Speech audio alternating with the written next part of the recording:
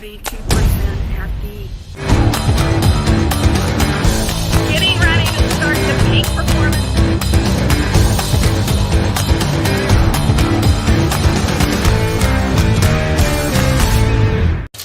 Mr. Goodman? What makes you think you're qualified for this job?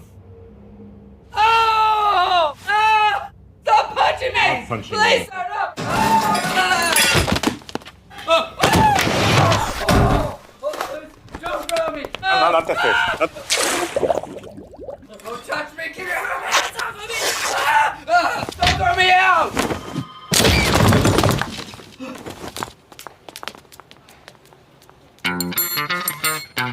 Next. Here it is, huh? Get it? It's time, you gotta get in the groove. It's easy, you just let your body move. I'm a love guru, your mother won't. That commercial, if you can believe it, is about 9 years old. Back when young salespeople, young business people used to wear suits. Now, aside from the prank, that's the way we should continue to dress to this day. And we're going to get into that here in a little bit. But I want to thank you for joining me tonight on the Savvy Sales Lady Live. And we're going to be talking about a subject that's sensitive to some people, but here are some big mistakes that are being made in job interviews and sales job interviews.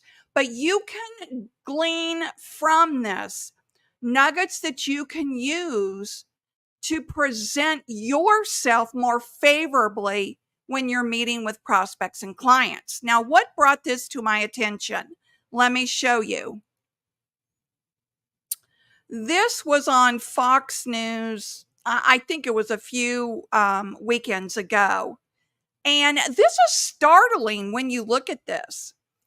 And here's some statistics. During job interviews, employers say recent college graduates have 53% struggle with eye contact. 50% ask for unreasonable compensation. 47% dressed inappropriately. 27% used inappropriate language. 21% refused to turn on the camera during a virtual interview. And this last one, oh my gosh, 19% brought a parent to their interview. That is astounding. So let's go back and talk about each one of these. Struggle with eye contact. As you know, when you're selling, you have to have confidence in what you're doing. Not only confidence in your presentation and your selling skills, but confidence in the product and services that you're representing. And if you don't have that kind of confidence, what happens? You struggle to make eye contact. That's why in body language, it's so important to have good eye contact. Now, that doesn't mean to just continually stare into the other person's eyes, but you want to appropriately look and get eye contact. So you may be presenting, you may be looking at your papers or the demo that you're doing, and then you give the prospect an eye contact to see if he's tracking what you're saying. So eye contact is so essential when it comes to sales. It shows two things, like I said, a lack of confidence or that you're trying to deceive the person. So you want to make sure if you struggle with eye contact, you want to make sure that you work on that. It could be a huge sign of insecurity. Matter of fact, back in a day, I'm not going to say who, but one of my bosses struggled with eye contact so bad. he was socially challenged, I guess is the best way to put it.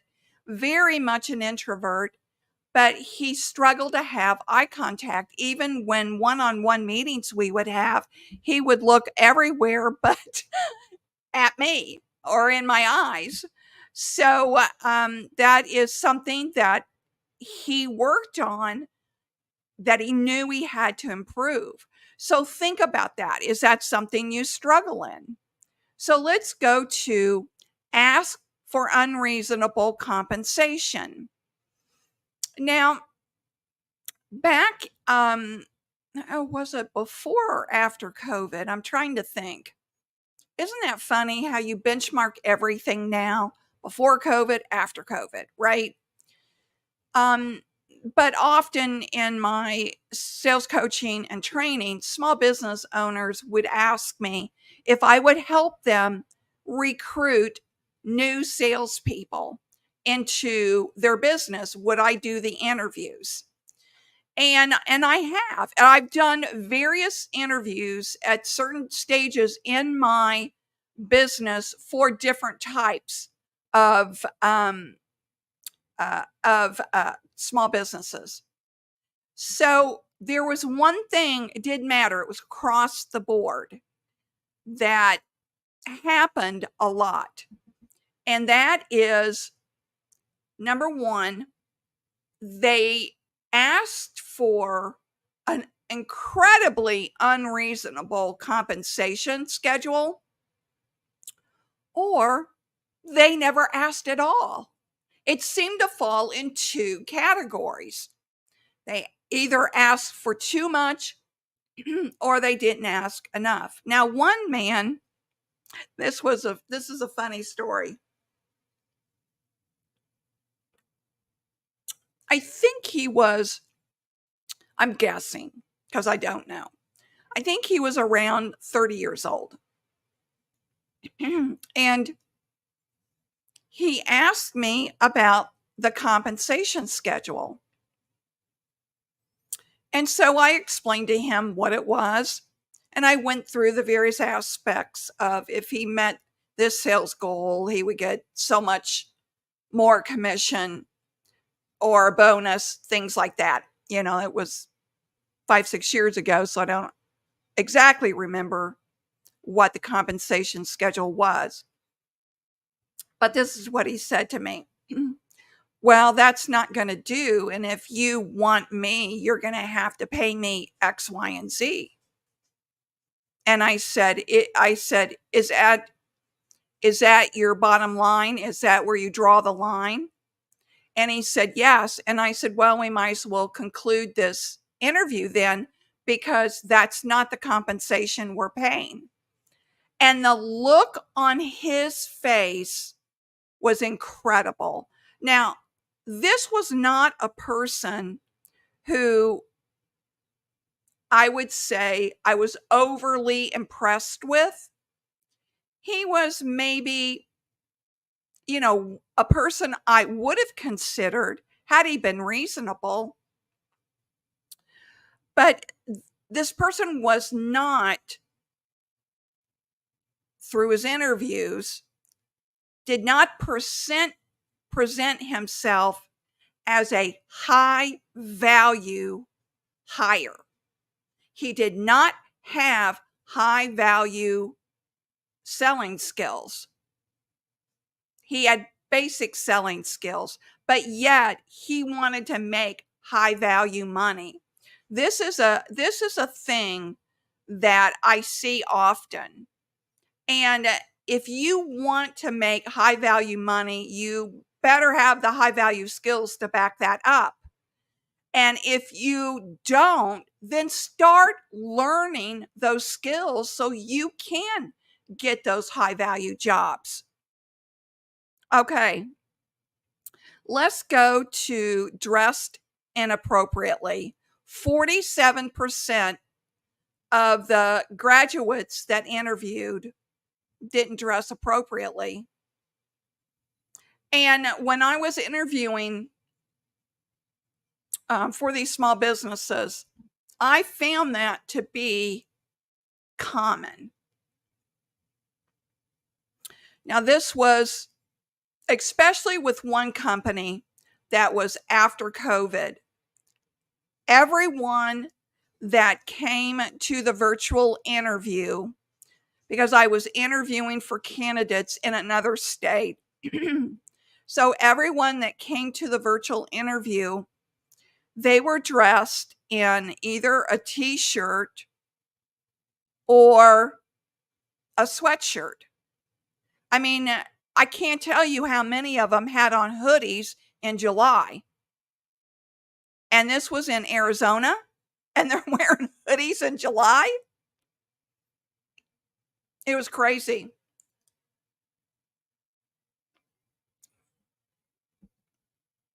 I always tell my salespeople that I coach, if you're interviewing for a job and it's virtual, wear a nice shirt, a tie, and a suit. That's what you should be wearing. Unless the job requires you to do something different. I'll give you an example. One of my very good clients is an insurance agency down in Kentucky, and their sales reps are always meeting with farmers. So they're always going out into the field.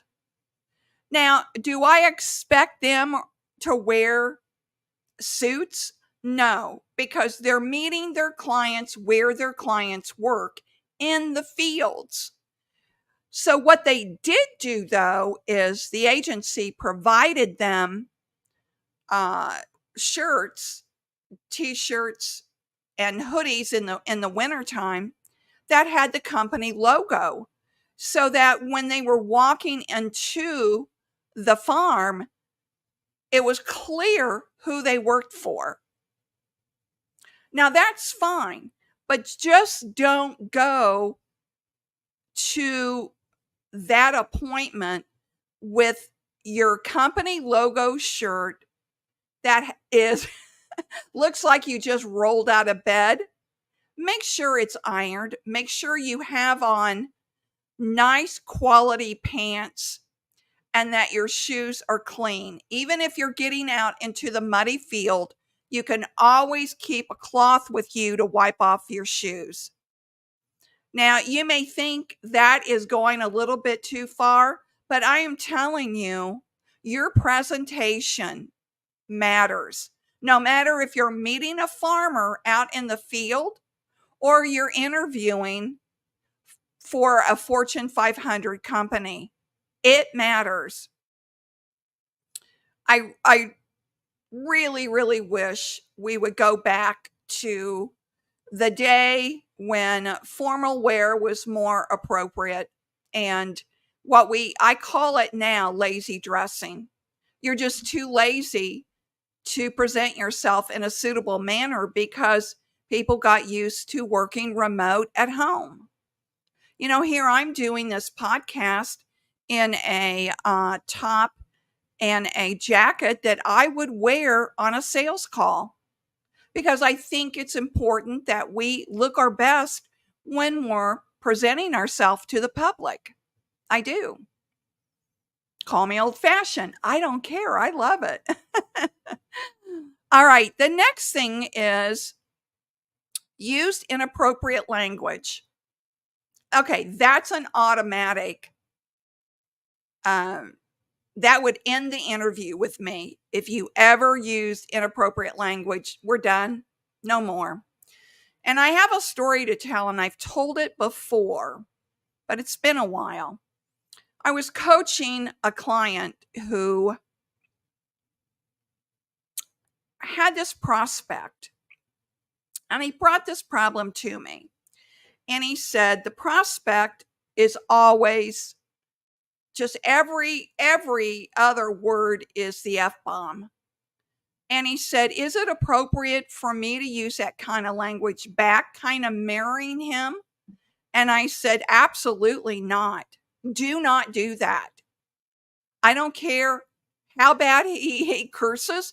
Do not do it. You stay professional and use professional language. He could be testing you. Well, he broke down and he started using the F word like the prospect. And guess what happened? The prospect ended the meeting and said, I want you to leave my office. Well, I want you to leave my effing office now. And of course, my client was very confused by this. And he said, well, why? What did I do? And he said, I don't ever want to deal with someone that uses the F word. So what happened? This person set him up. He said he didn't want him to be around his female staff members when he is speaking like that. So keep that in mind. Just because the client is using inappropriate language doesn't mean you should. You stay professional. I get that everyone's all about Gary Vee and Gary Vee talking the way that he does. Gary Vaynerchuk is who I'm referring to. I don't agree with Gary, but he has a huge following. So it works for 20 and 30-year-olds, but I don't know that it works for mature seasons employers and mature seasons salespeople, people that are in the professional environment is what I'm trying to say. All right. Then the next one is refuse to turn on camera during a virtual interview. I had this happen quite a few times where people were not turning on their camera during a virtual interview, or they had it off and there was all this background noise, and come to find out they were driving with all this background noise. So they had their windows down, and it's like, are you kidding me? You can't pull over and have a virtual interview? How bad do you want this job? I guess not very bad. And if they would not turn on their camera during a virtual interview, or they had all this noise in the background, I just ended the interview. There's too many candidates out there that are wanting the job and who can act appropriately, and then these people wonder why they never get hired. So it's important to turn on your camera, even in coaching and training that I do virtually, the ones that in small businesses that I do coaching and training for, they turn on their cameras. That's the only way that we can coach and train, is if they have the camera on. So that's a prerequisite for me. And then the last one, oh my gosh, brought a parent to their interview. Was the parent supposed to answer the questions for him? Was the parent sitting there holding their hand? I mean, if my son came to me and said, would you go on an interview with me? I would say, absolutely not. You're dragging your mother into this interview because you feel insecure? College graduates? I mean, that was pretty shocking to me. So when you're looking at these things, when you're looking at this list, think about how you're presenting yourself to your client, how you're presenting yourself to your prospect, and what areas do you need to improve? Because presentation really is everything. I have a lisp, and certain words are hard for me to say, and I'm very conscious of it. And even going into meetings, I'm very conscious of the fact that I have this lisp.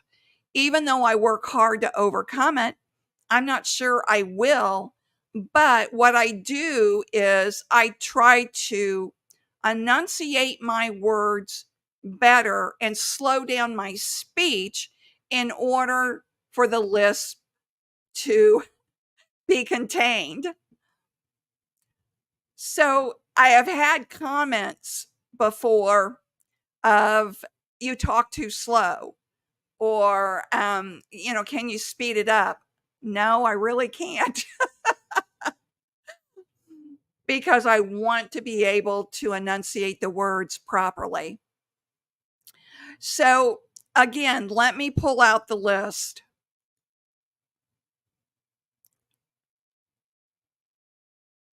Struggling with eye contact, asked for unreasonable compensation, dressed inappropriately, used inappropriate language, refused to turn on camera during a virtual meeting, brought a parent to their interview.